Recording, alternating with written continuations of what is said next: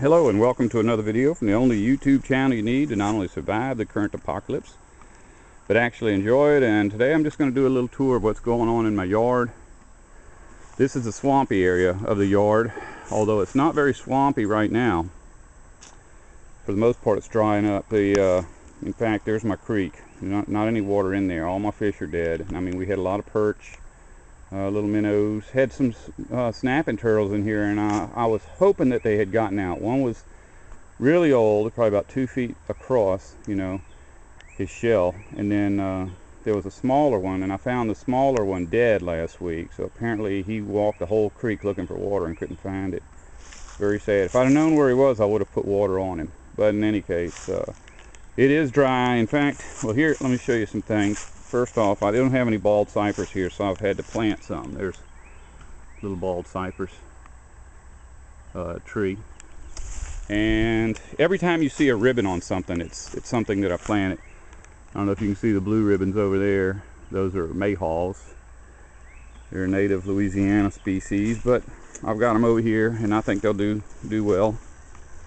And here's some sphagnum moss. It's green. Most of my sphagnum moss has turned brown because it's so dry. In fact, there's some on its way out right there. No way I can keep all this watered. There's always a lot of dragonflies out here, a lot of insects, bees, things like that.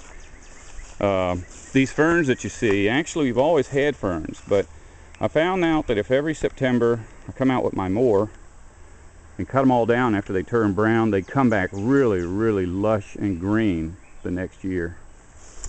There's my mayhaw, one of them. There's another one. And over here, my cattail. And I planted these cattails about 15 years ago, and this is all I've been able to get to grow. There's my house. But every year I plant more cattails. I just take the seed heads and break them all up. But when you have droughts, they just, I don't know, they're not going to germinate, I don't guess. A lot of the species you see out here